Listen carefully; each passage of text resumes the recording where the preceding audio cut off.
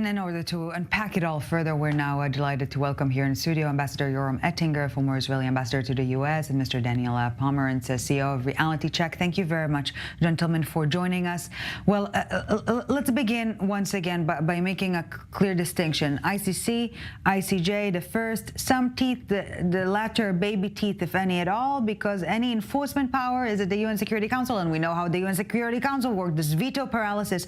Bottom line, not much of a potential impact on the ground, and yet I wouldn't say PR-wise, but in terms of the impact on the global sentiment, it's quite clear, Mr. Pomerantz. I actually see it a little bit differently. I think the potential impact here is significant, and it's dangerous to assume otherwise. Right. First of all, the ICJ, they don't have to prove that Israel committed genocide. They just have to prove that there is a possibility that there is a legitimate case to be made. That's all they have to prove, and the standard of evidence to prove that is very low.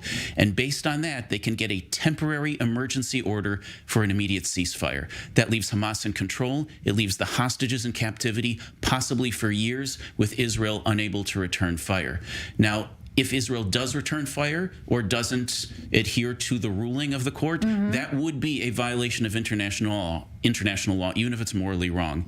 Now, if Israel were to disregard the ruling, aside from the PR problem, there would likely be a resolution tabled at the Security Council, and it may get vetoed and it may not. The United States normally would veto something like that, but if we're talking about violating an actual court order, it might not get vetoed. And if it doesn't get vetoed, the economic sanctions would be utterly destructive. It would cut off Israel entirely from the whole world. And even beyond that, individual nations like Norway, for example, have already brought criminal cases against Israeli officials. We would likely see arrest warrants from multiple countries around the world that would be enforced by Interpol.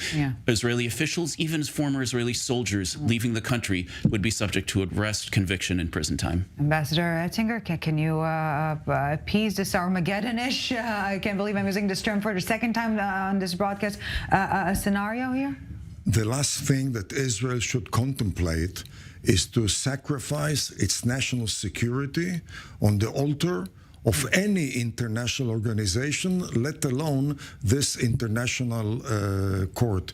We know exactly who are the members of the court. The world knows that, but most importantly, I cannot see the U.S.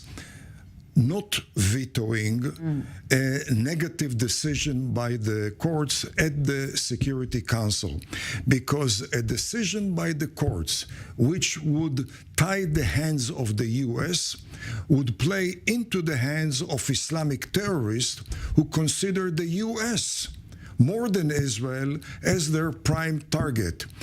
Islamic terrorist organizations who are after the regimes in Saudi Arabia and Egypt and the Emirates and any other pro-American Arab country.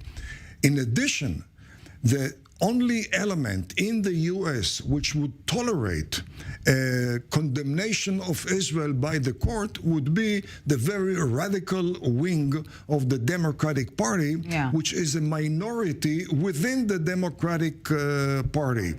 And last and not least, realistic Americans know that this is not Israel's battle alone against this fake international court. It's an American battle. We are serving American interests by opposing it. I should say I absolutely agree with Ambassador Ettinger that Israel should not sacrifice its security issues on the basis of some international body.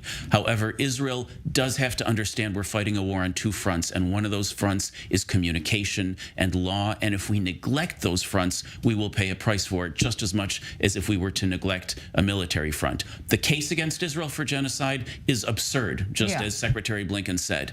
But the problem is South Africa is not bringing this case to win it. They're just bringing the case to interfere with Israel's ability to defend itself using legal technicalities. It's cynical, and it harms the cause of preventing genocide throughout the world. Yeah, to mere force Israel to address those claims, not just to force Israel to address the claims, but to force Israel to deal with a temporary restraining order to prevent the successful completion of this self-defense. Irony, committing murder-suicide here, South Africa charging Israel for genocide. Ambassador Ettinger, worst case scenario and best case scenario? Well, there's only one scenario.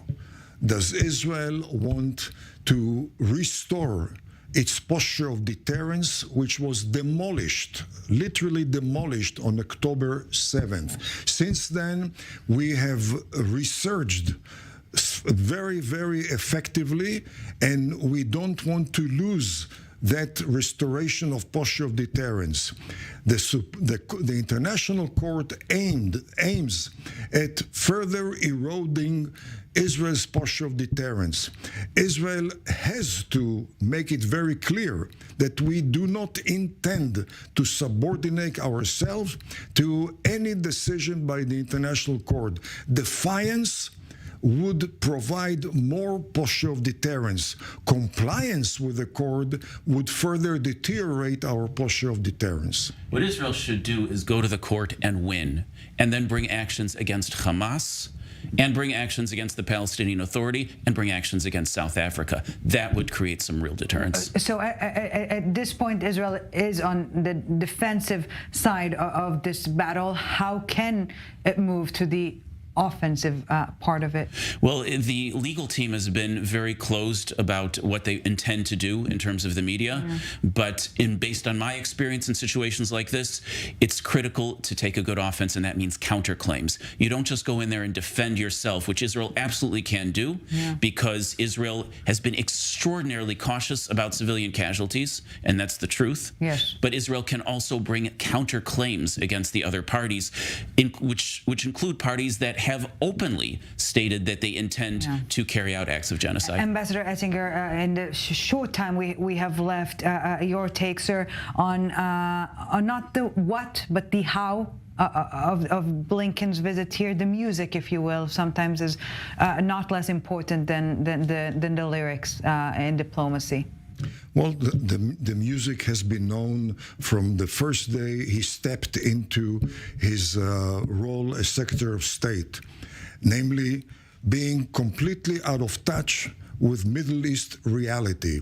We should not ignore the fact that side by side with very, very highly appreciated assistance to Israel's war effort, it was Blinken who lifted sanctions off the Ayatollahs of Iran, which provided them since February 2021 some $100 billion extra income. Some of what we're seeing now. Well, much. Ambassador Ettinger, Mr. Pomerantz, thank you very much, gentlemen, for joining us.